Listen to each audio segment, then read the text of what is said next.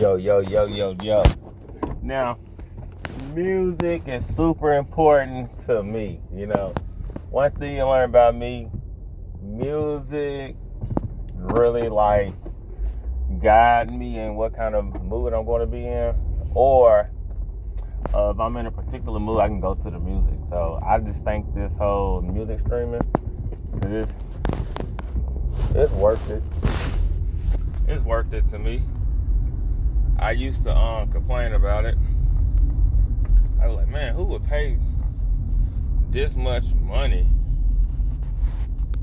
Who would pay money to borrow music? Because, when you stream music, it ain't yours. But, for me, when I was growing up, I would spend about $10 to $15 on a CD and be happy and satisfied, good. But then trying to keep up with the CD is challenging, because I have lots of CDs from when I was growing up. I still got a lot of them, but it's it ain't the same. It ain't it ain't convenient. Because I know, I got two vehicles. My truck had a CD player. My SUV has a CD player. But check this out. I can only play one CD at a time, regardless, even though I got a 6-disc changer. So definitely important. But man, I would listen to one of my favorite motivational songs, and I call it my motivational song because it has a different meaning from when I initially heard it when I was younger. It's The Lox, Lil Kim, Money, Power, Respect, and I really like that song for a lot of reasons, but one of the main reasons I like that song is it kind of guides you in a direction of creating a goal and fulfilling it. So it goes money, power, respect. That's the key to life. And it was yeah, it is true. But, money is the root of all evil. But, what's positive is only positive because something opposite is negative. So I don't get too caught up in the counter force to positive. I do understand for something to be positive, it has to be something negative, and vice versa. For something to be negative, that means it has a opposite equal positive. So that song is super critical. It's money, power, respect. You need all three to be winning, And let's think about relationships. When you are in a relationship, you're fighting for all three of them. And that's why relationships don't work a lot of times, because you're going to have to, everything has to be broken up. You feel me? But it's not a pie of 100%. You got me? So it's not all three of them equal 33.333 repeating percent apiece. It's each category is 100. So when you properly understand your category and what you're dealing with, it makes it a lot easy. Money, when you single, 100% of your money is yours. You know what I'm saying? And what you do with your money. You may need more of it. You may not have enough. But the same concept is there. It's money, 100%. All this mine. And the power, same thing. It's I'm in charge. But the respect part is challenging. Because when you respect yourself, you have a lot of confidence. But no matter how much you respect yourself, you want others to equally respect you. And that's really not going to happen a lot of times because you're not inviting people to be introduced to that. So that's one of the things people don't realize when you're single. Money, power is good. The respect part get a little fishy if you ain't comfortable with yourself. That's why I have a really close friend. She's strong-willed. And she struggles with that last little piece there. It's you can respect yourself too much to where you're not having any remaining energy for somebody else to respect you, So you're focusing on all three separately, it's so smooth to really navigate through situations. Because I know with me, money is something that you get and you do something with the money. So at the end of the day, everybody broke.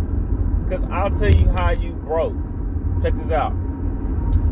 Broke to me is all of it is accounted for. Alright? So, for an example, if you get paid $5,000 a month and you save $2,000, but you spend $3,000, all your money occupied. But check this out here. What make you got money is when your residual income is not accounted for. And your residual income varies, but it doesn't affect anything you're doing. You know, like somebody in real estate, you know, so somebody in real estate, but it's not their full-time job, you know. So like people who got multiple sources of income and multiple ways of financing what they want, that's really having money. And power comes in ownership, okay? So ownership is, it's really like it's a perspective, okay? It's a perspective of what you're owning. So like me, for example, I have several jobs. I do a lot of things, but I own my personal training, you know? I own it. I function, I manage it, I get all the payments, okay? But I also assist and direct for a basketball agency, and within that basketball agency, I'm right under the owner. The owner grants me power to do a particular job, you know. So I do my job, I hire people, I work with people, I manage people. So like supervising, you know. But I also work as a relief worker at a shelter. I'm at the bottom of the totem there. So, you know, I got the bottom, I got the supervisor, I got the ownership. Cool. See, that's how that works. You know, and the respect is something that you're going to tend to fight for. You're going to fight for respect because that's kind of keeps everything together, you know, the respect. You know, I respect myself a lot, but where I struggle with myself is my desire to be respected by others. And like I was having a conversation the other day about that, how I like to be different in the room to educate people in the room, but it's on my terms, you know what I'm saying? I'm not super open to who Michael is, you know, but I'm really selective on who I choose to be open with. So that's kind of like where I'm working on, and I feel like my area of growth is in that area there. But I'm not making excuses. I'm really close to doing that. You know, I'm about to be licensure probably like 2 months, and then I'm gonna step into the next bracket of my profession and my career.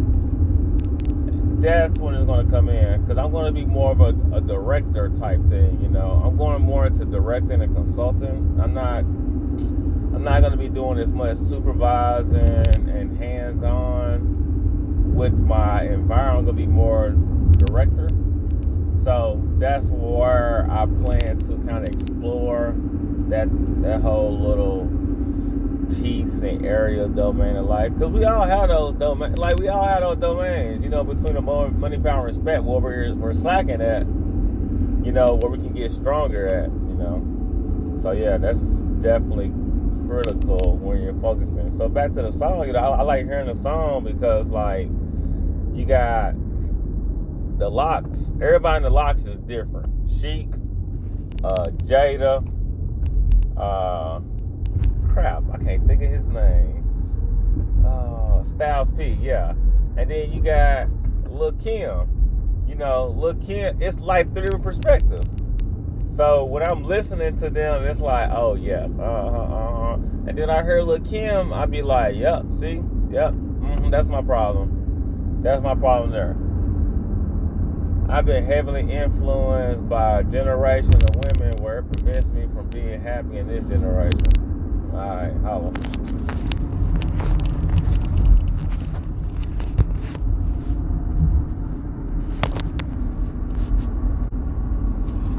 that whole thing really is crazy. You know, it's been influenced by that generation of women, and I wouldn't say men because like growing up, I wasn't as influenced. I was influenced, but the generation of men I was influenced or by, they were more influencers that helped molded who I am. But I kind of put my own taste to it. You know, it's kind of like a work of art. You know, it was like a blank canvas, and I kind of like put a little this, put a little that. But like now it's like a whole totally different picture because those people that influence me are, you know, on a different level of life. You know, they in a different phase of life, but I'm able to look at them and watch them evolve. But I will say this, where I saw them evolve from and to, I didn't have a chance to do that, you know. My generation grew up, it was really on some cutthroat crabs in a barrel type thing, and now it's like anybody can do what they want to do and be successful, and we don't have to involve each other.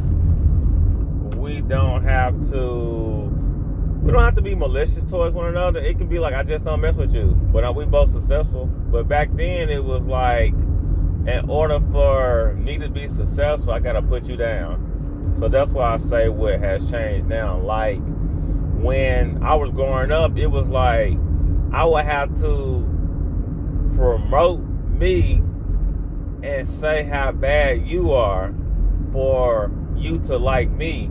But now it's like, well, you can like both of us, but we different. It's like we different, you can like both of us. So I think that's like super important, and what I do like about how things have changed through like different generations, you know. But I would say this, like me raising a kid in this type of generation is really challenging because like the stuff that I went through, of course, I'm not able to really clearly talk about, and vice versa, you know, I'm not able to educate her on what my mom went through, what my dad went through, because it's like, she don't see that, because I don't see it, you know, I heard about it, you know, somebody told me, but, you know, I do try to have those conversations, because that's going to be super critical to, you know, her development and her growth, because that's where I slacked that with my money, power, respect. And my development was, you know, I didn't understand others. Like my favorite example is like finances. You know, you never understood taxes. And I would say this, you didn't understand taxes until you start getting income taxes, refund checks. You start better understanding taxes when you start getting those types of things, you know. And when you start getting those types of things, it changes your whole perspective on everything financially through your growth with your money. So I got a check because I had previously worked and had jobs and employments for like 2 or 3 years prior to getting a real job that took out taxes. So I was used to getting money straight out the pocket. You know, it's like, hey, here's $20. When I started getting taxes taken out, I was like, what's this? And then when I started getting income taxes back, you know, filing taxes and getting refund checks, I was like, oh my goodness, what's this? Because those conversations weren't talked about. Because they didn't know. But, you know, the crazy part about this is, you know, part of development and growth is knowing you don't know, learning so you can teach. So that's where I see myself as a person and how I operate. But with the power, you know, I grew up in a single parent household, and it was like one person had the power. I didn't see people sharing stuff. You know, it was, what setting are you in, Michael? And that setting determined the power. You know, if I'm at school, you in charge. And it was about being in charge. You know, that's all it was. It was a fight to be in charge. You know, and when you're in a fight to be in charge, you're always missing out on certain qualities you need to follow, you know, because a good leader is nothing but someone who knows how to follow, you know. So, yeah. And then when it comes down to the respect, it's like, you are always going to fight for respect. You're always going to fight for it. And you don't learn those things the way you need to learn those things. You know, we learn from failure about respect, but the people who learn from failures first are ahead. And when you aren't like educated on those things, you miss out on much needed lessons. You know, I wish I would have known that I had to fight for respect my whole life. I didn't know I had to fight for respect.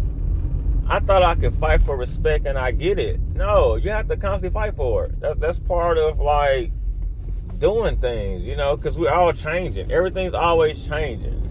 So by stuff is always changing, you gotta always be on top of it. Super critical, super important. Yeah. Money, power, respect, key to life. All right, holla.